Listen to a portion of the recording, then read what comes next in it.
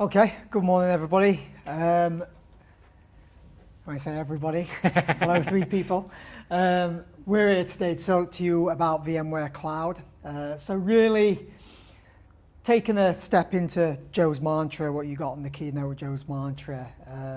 This is what you define as private cloud in the hyperscalers, what we're going to be talking about. So it's a little bit different as the slogan, public cloud is not cool type material.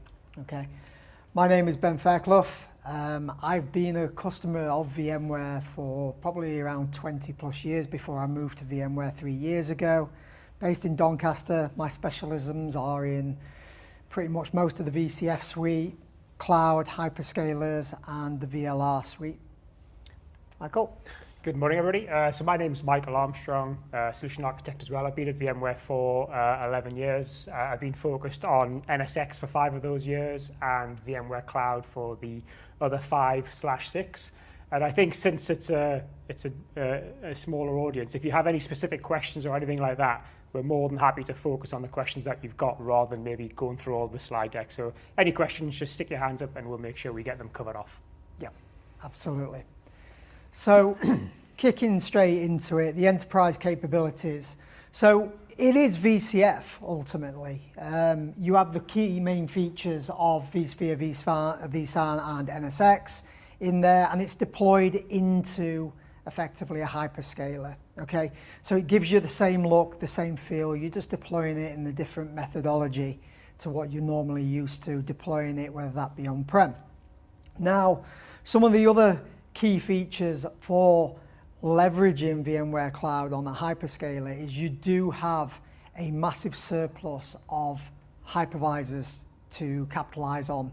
So if you expand very quickly or you want to reduce very quickly, you're not effectively in a situation where you're either buying too much or buying too little. You can get just the right size. Leveraging that with what we call BYOL now, which is what a lot of the hyperscalers are bringing on to bring your own licensing. You take VCF and you can apply that licensing into the likes of, as Joe quite rightly put, EVS now, which is Elastic VMware Service for AWS, that's a new service. AVS, Google Cloud VMware Engine. These are all services now which you can use your existing VCF licensing and you can actually apply that inside the hyperscaler. Okay, so it gives you the capability of deploying workloads in multiple regions, multiple availability zones very quickly. It's predefined, so you can select what you want and how you want to deploy it, and it will deploy it for you in that way. You know, you don't have to configure a stretch cluster. You just tell it you want a stretch cluster, so on and so forth. So use cases. Why do you want to run services, VMware services, in a hyperscaler? I think the biggest use case, in my opinion, and we call it cloud migration and data center extension. I merge them together, if I'll be honest with you, and I call it effectively cloud adjacency. So we all know that the cloud journey is not the perfect journey, as Joe, as Joe's kind of like, alluded to, and you end up in a situation where you're always going to be in a hybrid scenario here. Now that hybrid scenario might mean that your database services or database as a service is moved into cloud, where your applications, you can't transform them and make them effectively as easily cloudified as possible. So why not make them cloud adjacent? And what we mean by that is you've got a hyperscaler, okay? There's nothing wrong with running VMware in that side hyperscaler, and then you've got low latency between the two. Why is that important? Well, in most scenarios, most cloud migrations failed because they didn't think about latency. They didn't think about bandwidth. They didn't think about actually the connectivity to their end customers, whether that be an application, a web server, or someone on the other end of a phone/laptop consuming that service. So it's very important to keep that in mind. Another element, and Michael and I are actually presenting on the VLR front of it, is disaster recovery. So disaster recovery is very important when you're thinking around not just a physical explosion, but also a ransomware/cryptography/data corruption event. How do you make sure that you're in an isolated environment? How can you make sure you're restoring in that environment? How can you make sure you're returning to service live quickly and efficiently without the potential of reinfection / re-encryption / re-data corruption. Application modernization, I'm going to touch very lightly on application modernization because obviously with the VCF we have a number of suite of services that we have an add-on, but the data center application modernization pieces, again, we were talking about containers and the various other things. Not every application suits a container, okay? Not every container solution in its own right way is built properly. And what you end up in the situation is you build a container with stateful services in it. Why? It may as well be a VM at that point because you can't shut it down. You can't, you're treating it like, a cat rather than a chicken as such. So what this gives you the capability is keeping that cloud adjacency, keeping your consolidation ratios really high, so it means that you're keeping your costs relatively low at that point, but being able to modify your applications and update your applications in the way that they really need to be done, rather than just going with we're going to make it a function as a service, or we're going to do it as a container, and that's the only way forward. Virtual desktops, in terms of why you want to use it, really into its own adjacency might be a big reason behind that. Licensing may be another reason behind that. If you're using Windows desktop licensing, you get some good licensing capabilities with the Microsoft variant of VMware Cloud, which is called AVS. So you've got all these good use cases around wanting to effectively do this. Now, when you pair that up with the hyperscalers that we're talking about here, and the hyperscalers we're talking about, or the four main ones which we use obviously in the UK, are AWS, Microsoft Azure, Google, and Oracle. Now, this isn't a comparison slide. This is really what we perceive as what each cloud provider do really, really well. So I'm going to kick out some really core pieces. AWS, it integrates in with VLR, which is VLCR, VMware Live Cyber Recovery, and VMware Live Site Recovery really, really well. That's already an existing ecosystem in there. It can be used today, and it works very, very well. Okay, it's able to recover from ransomware, recover from all these scenarios that you need, and that you may potentially be a victim of. Another great part, or the singing piece for VMware Cloud and AWS, is it's a jointly engineered service. It means that VMware Engineering built this service, not Microsoft, not Google. We built this service in tandem with AWS. It was the first solution which was brought into the hyperscalers, and it is still, even to this day, defined as probably one of the best, if not the best, solution if you're going into the cloud. And that's because it's just all operated as a service. There's no in between, there's no middleman. If you've got a problem with it, it's fixed by VMware, or the hardware, for example, we work with Amazon ourselves. It's completely abstracted from you as a customer. Now, AVS. AVS is a very, very appealing product for a lot of Microsoft customers. Why? Because you get free ESU. And what I mean by ESU, it's security updates, okay? You don't get support. I need to stress this. But security updates, especially for 2012 and SQL Server 2012, is quite a big thing, because if you've got a large fleet of Microsoft services, Windows Server 2012 or SQL 2012, you're going to be paying for them security updates on-prem. Microsoft will give you that free of charge if you use their platform. So that's really, really, really useful. Bring your own licensing with Windows and SQL. They allow you to bring your existing ELA inside to AVS, as they would do as a native Azure customer. And again, VCF license portability. So that's bring your own licensing for VCF now. We're able to do that. There's some very clear and concise documentation which I can share with you on how you would do that. And if you're already an existing cloud customer, you do have the capability of enabling VCF license portability on a per hypervisor level, so you don't have to worry about rebuilding clusters and everything else. Okay? Go ahead, sure. On that being a complex situation, I've not done it in a while, but surely I just go to Azure Marketplace, for example, on that second slide, and I just pick to do Azure VMware Services, just run nodes and it goes and deploys it. At what point in that that... Close enough. So at that point, that includes the license, doesn't it? That includes everything I need to run at that point.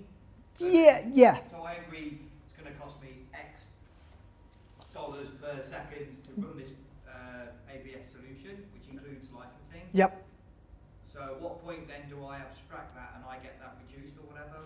Okay, it's a very good question. I'll touch on it lightly and then I'll go into a bit more depth afterwards. But in short, you'll get the option when you go through, and as part of this documentation, which I'm happy to share with you, you go through the option when you actually build the Azure VMware solution. You tell it that actually this specific SKU, this AV64 or AV36 or AV52, is actually a BYOL license.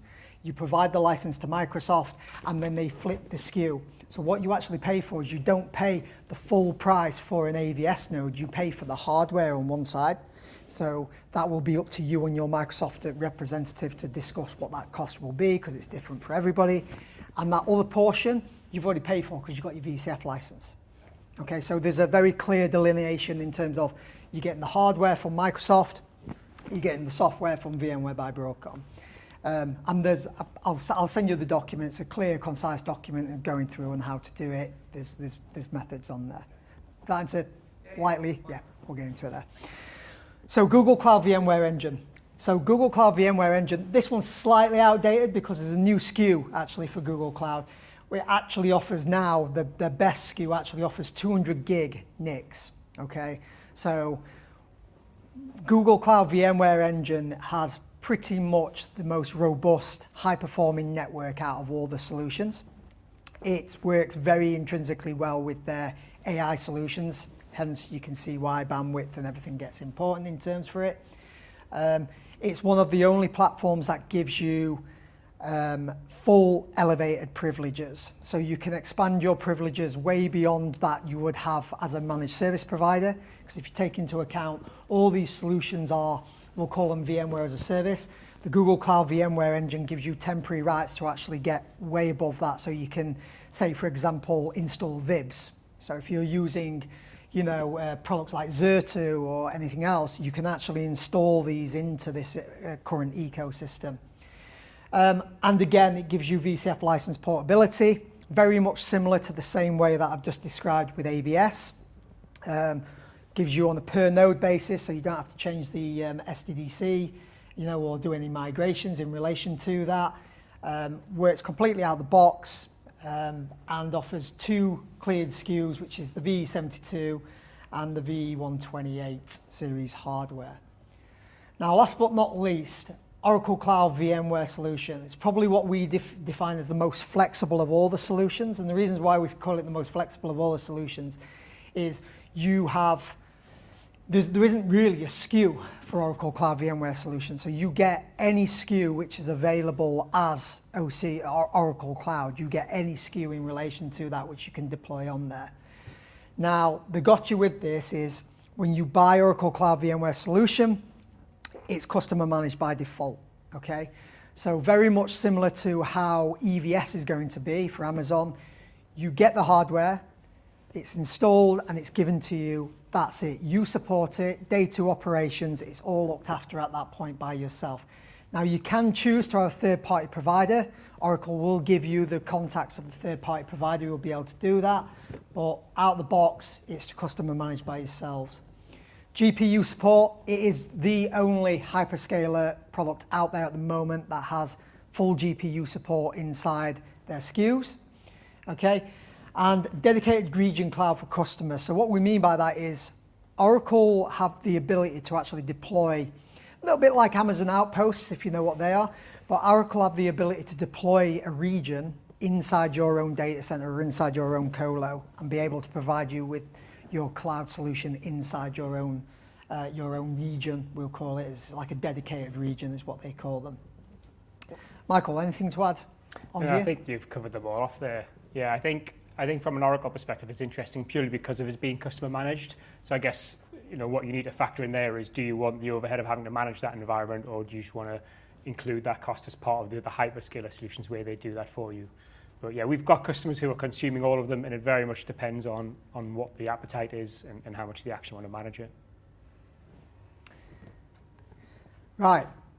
the cloud solutions, how do we connect them together? So there's really only two potential logical ways that you're going to connect them together. We're going to start with the AWS variant, and we're going to move all the way through them. Okay, so AWS has a concept of what we call transit gateways and connected VPCs. So when you connect a VMC on AWS solution together, it'll all come out of what we call the dedicated tier 0 or the edge cluster. Okay, now they connect in via different means. You have a connected VPC, so that's for all your dedicated cloud native services.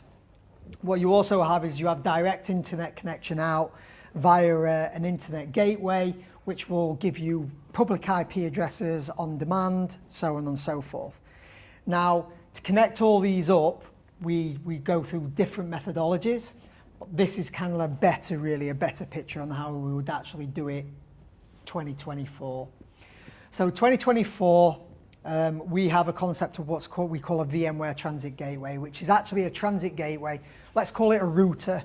You know, these models are actually quite, you know, applicable all the way through in all the hyperscalers. But this VMware Transit Gateway is ultimately what we define as your router. And we connect that router to your Direct Connect gateway. Okay, that could be an Express Link, a Google Interconnect, a Fast Connect for Oracle. And that effectively is your on-premise here. So what we do is, say as a customer, I have a Direct Connect. I have that directly into a Direct Connect gateway. From that Direct Connect gateway, I can hook that directly into my VMware Transit Gateway, my VMware router. At which point then I can create multiple SDDCs, okay? I can hook all them into that router as well. What that means is you've got a one path, which is fast and direct, ultimately straight in to your cloud router, which will ultimately give you access to all your SDDC components in relation to that. So this could be prod, this could be dev, this could be production 1, production 2, this could be availability 1, 2, however you want to architect it in relation to that. Now that VMware Transit Gateway can also have the capability of connecting to other transit gateways, so a router to a router, for example, and that other router can connect to other AWS accounts that you may be hosting native services to. So it gives you a fully scalable design, really, in being able to connect not just in the same region, but in multiple regions. It gives you that same capability in relation to that. Michael, anything to add before I move on? Cool. AVS. So AVS, if we take that terminology TGW and replace it with MSEE, we'll just call it a cloud router, right? So AVS has the concept of what's called a DMSEE, okay? A DMSEE is a dedicated Microsoft Edge. It's a dedicated Microsoft router for AVS, okay? And this is the way that Microsoft have built their solution. That's changing at the moment with the new AV64 SKU, which I can go into depth if anyone wants to know about it. But let's just call this a dedicated Microsoft router. Now that dedicated Microsoft router plugs into an Express Router gateway, okay? And that will give you access to your Azure native functions. So that will give you access to your Azure as a SQL service. That will give you access to pretty much anything in there. But what it'll also do is it'll pave the way to get to your Express links as well, which we'll move into the next slide here. So what we have here is we have actually a full way of being able to connect your customer data center also with your subscriptions. And if you notice here, you've got an ER gateway. So ER gateway, I've just kind of blinded myself, apologies. But your ER gateway, let's wind it back to the AWS, that's your direct connect gateway, or that's your customer managed gateway, which you're going to get your direct link in. Okay? What you have here then is you've got a Microsoft Services Edge. So that's a transit gateway or a cloud router is what we call it. And we create that cloud router. Once we've got that cloud router, we connect directly your Express routes into there. So at this point now, you've got access from your own data centers, you've got access to the internet, you've also got access to your Azure native solutions. Now, we have a concept here is connecting two cloud routers together. So what we want to do is we're going to connect the DMSEE and the MSEE together. And we establish that by doing what's called ultimately a global reach connection. And that's ultimately two links which connect your cloud routers together. Now at that point then, you have full connectivity both to your, we say ER Gateway VNet, but your Azure native solution, your customer edge, your MSEE, which may have other solutions in there like Cloud WAN, etc., etc. It connects everything together. Now them DMSEEs connect AVS to the wider world of things. So that might not just be one AVS cluster or one AVS SDDC, that could be multiple AVS SDDCs. So when you start piecing this all together, what you end up is you've got dedicated Microsoft Services edges, which all connect via global reach to MSEEs, which connect then to your express routes. You can have this in multiple regions, and you've got full connectivity there. Now, the really cool thing about AVS, one thing that I love about AVS is all this is plumbed in out the box. There's no hard mapping of routes, what you have to do in AWS. There's certain hard mapping of routes. This is all done by BGP, which gives you, we'll move into kind of like in the later phases of this, which is migration and mobility, gives you really good capabilities when you're using or leveraging components like mobility optimized networking for HCX. That's Michael's thunder, I'm not going to steal that right now. Same way with VPN gateways, so you can connect a VPN, that's across the internet, so you've got to be aware that anything that you connect across the internet, you're at the behest of the internet from a quality of service perspective, but the mantra's still the same, okay? You still connect your VPN gateway into your express routing gateways, and then out it comes into your DMSEE. The methodology is exactly the same. Michael, anything to add with AVS before I jump onto Oracle? Nope. I think with solutions like this, it really gives you the flexibility where your security is being enforced. So some customers want all of their security to be enforced on-prem, so they want all of their traffic to go back via on-premises. Some customers have dedicated security segments, i.e. security VPCs, where they want all of their internet traffic to go via that. I think having the previous slide sort of sums all of that up and how you can get connectivity back to on-prem or back out via security appliances sitting inside that V1. Cool. Oracle. So take MSEE and Transit Gateway and replace with DRG. You can see where we're going here with the methodology. The patterns are very similar no matter what cloud you use, which makes it a very powerful concept for you, because then when you're using VCF, bring your own licensing, you're not at the behest of hyperscaler costs. You know, the methodology and the management around this can be very similar. It's just using different consoles and different APIs. So what we have here is we have a VCN-wide routing, so that's effectively like a VPC or a VNet is what we would call it, and we hook that into a dynamic routing gateway, okay, a DRG or a transit gateway or a DMSEE. The principle is still the same.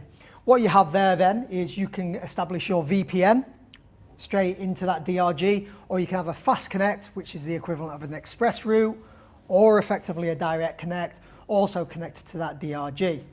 So what you can have, for example, with Oracle is you can have connectivity for VCNs, and these many VCNs, for example, all connecting to the DRG. So these could be VCNs from different regions, different locations. They all connect to your DRG, and then your DRG then federates all your connectivity out to your wider reaches, whether that be VPN or whether that be fast connect, direct connect, express link. You get the gist in terms for that. Google Cloud VMware Engine. So we'll take DRG, we'll rip DRG out, and we'll actually call it Cloud Router this time, which actually I think that's the better terminology out of them all, right? It's a Cloud Router. Now the cool thing with Cloud Router is Cloud Routers can actually span multiple regions. So you don't have to connect Cloud Router to Cloud Router. You can actually have a fully region span Cloud Router, which actually maintains its state across the entirety of multiple regions, which is really cool. And Google have the capability of doing that because, again, Google have the largest bandwidth and connections to all their data centers than any of the other hyperscalers. Winner. So how we do it in this world, okay, we have a VEN, or effectively a VPC, which our Google Cloud VMware Engine lives in. We connect that effectively to our cloud router using a VPC peer, and then our cloud router then, you can have Cloud VPN or a Cloud Interconnect. Cloud Interconnect is an express link, direct connect, so on and so forth. Cloud VPN is a VPN. And I'm going to leave it really at that, being perfectly honest with you, because the principles are basically the same. I'm going to hand over to Michael now to talk about HCX and mobility. Thank you very much. Thank you. Ben's kindly given me 10 minutes to talk about HCX. Damn it. Has anybody used HCX, or have you heard of HCX, apart from the gentleman at the back who works for VMware? So HCX is really the tool that we're going to use to migrate our workloads from either on-prem into cloud, or from cloud to cloud. So if you're going down, the previous slides that Ben was talking about having maybe an AVS environment and an OCVS environment, and maybe you want to balance workloads between the two, HCX can be used for that, as well as actually bringing workloads back to on-prem. Okay, so if customers are repatriating their VMware workloads from OCVS or AVS, etc., back to on-prem, then HCX can be used for that. As long as the underlying environment is a VMware-based environment, we can migrate these workloads. Now, from a vSphere perspective, ideally we want vSphere, but we can actually migrate workloads that are maybe running on Hyper-V or some other third-party hypervisor. So we have the ability to deploy in-guest agents to basically suck that data out of that virtual machine and put it into a VMware-based virtual machine. And once again, that can be either in a VCF on-premises environment, or it can be in a hyperscaler environment. We can go from on-prem to on-prem, so VCF to VCF, or if you're going through maybe some sort of cloud service provider, if they offer that functionality, you can migrate workloads in and out of there as well. The good thing with HCX is it's actually included as part of the subscription. So no matter which hyperscaler you go down, whether it's AWS, Microsoft, Oracle, or Google, or whether you buy VCF for on-premises, HCX is included as part of all of that. Okay? And there's no limitations on the number of VMs you can migrate, or whether you can migrate them out but you can't bring them back in again. It's fully included as part of that service. What happened there? So what are some of the use cases that we're actually seeing? So once again, rehosting workloads. So maybe you've got an aging infrastructure that you're looking to migrate to maybe some newer hardware. Maybe you're looking to migrate it into a co-working space. Maybe you're doing mergers and acquisitions. So you want to take all of those workloads of that organization that you're merging with or you're acquiring, and you want to bring them back into your on-premises data center or into your cloud-based SDDC. HCX can be used as part of that. It's very simple. It's a simple case of basically deploying a couple of virtual appliances and then migrating those workloads. And we'll sort of go into a bit more detail about that. We've got the replatform re-upgrading. So if you're going from an extremely old version of VCF, and as Joe was saying, there's no reason why you can't upgrade to VCF 5.2. But if because of the compatibility list, the underlying hardware doesn't support that, then once again, HCX can be used as a means of getting those workloads off that old environment. Once again, it could be VCF, it could be naked vSphere, into a VCF or VMware Cloud-based environment. And then you've got rebalancing. So once again, if you're using multiple cloud environments, maybe in different regions, okay, so maybe in London and, I don't know, maybe in Amsterdam, and you want to rebalance workloads between the two, maybe it's actually cheaper to move from AVS to OCVS, or because maybe you want some of that functionality that OCVS can offer, then there's no reason why you just can't migrate your workloads across. You don't necessarily need to have connectivity between those clouds. Yeah, a lot of the cases we can just basically migrate these workloads across an internet connection. Okay, so you've got a lot of flexibility in how you want to migrate your workloads. Once again, whether to cloud, from cloud, or on-prem to on-prem. So we have a whole bunch of capabilities that are built into it. From a networking perspective, we have our hybrid interconnect appliance, which is basically the brains. This is what orchestrates all of the migrations, whether it's like a bulk migration or a vMotion. We have the ability to do WAN optimization. So if you are migrating across an internet connection, which maybe fluctuates from a latency perspective, then the WAN optimization appliance can basically smooth out that connectivity and once again streamline the vMotion process from on-premises into cloud. We have the network extension appliance. So a lot of the challenges that you have when it comes to migrating from either on-prem to another on-prem or from on-prem to cloud is being able to retain that IP address. Okay, so nobody wants to go through the pain of having to re-IP workloads as you're migrating to cloud. With this, we have the ability to stretch your on-premises network, yeah, so your /24 or whatever it is, into the cloud. We can then vMotion that workload, the VM retains its IP address, and then we can cut that extension. Okay, so at that point, you're able to migrate workloads in mass without having to do any changes to that actual virtual machine or that application. And then from a migration perspective, we support a whole bunch of array of replication methods. So we can use vMotion. So that VM is actually live running as we're migrating it from on-prem into one of the cloud environments.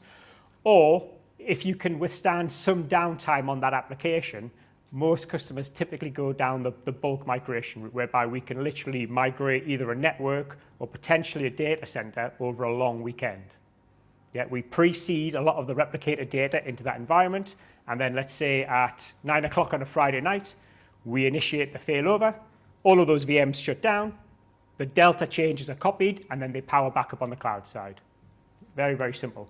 We can also use vMotion and bulk migration together, and we can use replication-assisted vMotion, okay, whereby you sort of get the benefits of both. So how do you go about deploying all of this? Okay, so this is what we class as what we call a service mesh, which is what we use to migrate workloads, and that's what gives us the ability to sort of stretch those networks and then use all of those migration methods in order to get our workloads across there. But ultimately, we've got two environments. So we've got data center A, data center B. Once again, whether that's on-prem or whether that's in AVS or OCVS. We deploy what we call our cloud manager appliances. Once again, these are just virtual machines. There's no physical appliances that need to be deployed anywhere. We pair them together. So we need layer 3 connectivity between those appliances. And that could be over the internet, or that could be over a direct connect, express route, or whatever connectivity you have between these two environments. We then deploy what we call the service mesh, which is the IX appliance, which is the orchestrator that actually arranges and does all of these migrations. And then the additional services. So if we need the WAN optimization appliance because we're going across the internet, then we deploy that. If you're going from on-prem to on-prem, where you've got 10 gig connectivity between the two environments, then actually that will most likely be a bottleneck at this point. There's no need in order to do that. We then have our network extension appliance. So if there is a requirement to extend the network in order to do the migration because we don't want to re-IP workloads, then we just deploy that appliance as part of the service mesh as well.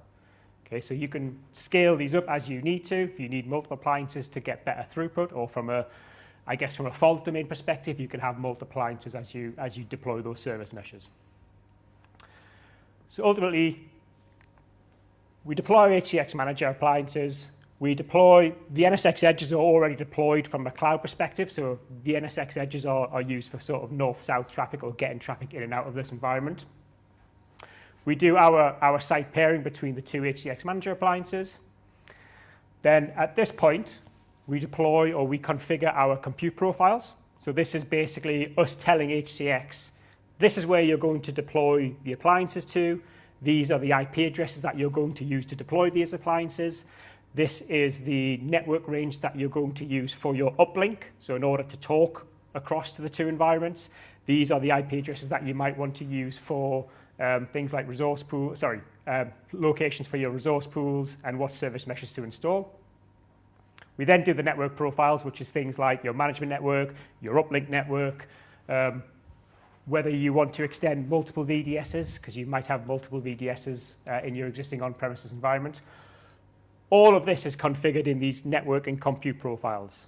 And then when we deploy the service mesh, it will actually look at all those addresses, look at that configuration, and then it will just go off and deploy those appliances as per the various profiles. Yeah, network profile from a management perspective. So which IP addresses do I want to use to give all of these an IP address, because they obviously need IP addresses in order to communicate. We can also specify things like gateway DNSs and whether or not we need specific VLAN IDs associated with it. We've then got the uplink profile. So these are how effectively these appliances communicate. These can be public IP addresses. So when we look at VMware Cloud and AWS, we actually assign public IP addresses to these appliances. So if we're going across the internet. We support NAT as well. So if you don't necessarily have to have your public IP addresses on the source side, because the traffic is always initiated from this side going across. We've then got the vSphere replication and management IP addresses. Once again, gateway, DNS, NTP, all of those settings. Once that's done, we then create the service mesh. So it looks a bit of an eyesore slide. It looks like there's a lot going on, but basically we have our appliances down there. They're all connected to certain networks, and then we basically use whatever the connectivity is between those two sites in order to send the replication traffic across, or vMotion traffic, depending on which way you're doing the migration.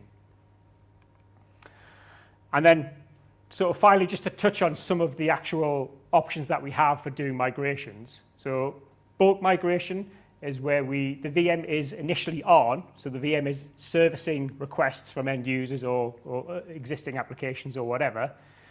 We replicate all of the data into the destination site, and then we have a minimum amount of downtime whilst we shut down the VMs, copy the changes, and then power it back on. We can do vMotion, which if you've used a VMware environment or a vSphere-backed environment, it's literally just migrating a VM as it's powered on from the source to the destination site. And then, as I mentioned previously, replication-assisted vMotion is sort of the best of both worlds. Yeah, we bulk migrate a lot of the data into the cloud side, but then actually, when we do the failover, we'll use vMotion, so there's no need to power cycle those VMs. 5 minutes. Okay, we've got plenty of time. We can also do cold migration, so if you've got templates and things like that that can withstand downtime, they're powered off constantly, then we can literally just migrate them across, and each of them will use a sort of different data transfer method in order to get that data across from the source to the destination side. And as I said, if you're looking at migrating from different hypervisors, so KVM or Hyper-V, we can install agents inside the guest OS and basically migrate those workloads accordingly. I think we're also looking at supporting native hyperscalers in order to get workloads out of native hyperscaler into actually a VMware-based environment. And then when you sort of glue all of this together, yeah, you've got all of your various cloud environments. If your organization is doing very well, then you could have one of each, in which case you can connect them all via some sort of cloud exchange, so something like Equinix or some other provider like Megaport, who can actually provide all of these physical connectivity into each of these cloud environments. You've then got this sort of mesh of SDDCs that span multiple clouds. You could then also have your on-premises environment, and HCX is the sort of glue that marries these all together and allows you to actually do those migrations. Yeah, so whether you want to go from on-prem to maybe AWS, maybe Google have come across and given you a better deal, commercial deal, in which case you could just simply migrate your workloads from AWS into Google. Maybe you keep a small footprint, or maybe you have disaster recovery here. Yeah, lots of different options once you've got this connectivity all in place. And on that note, I think we've got 2 minutes left. I'll open it up to questions.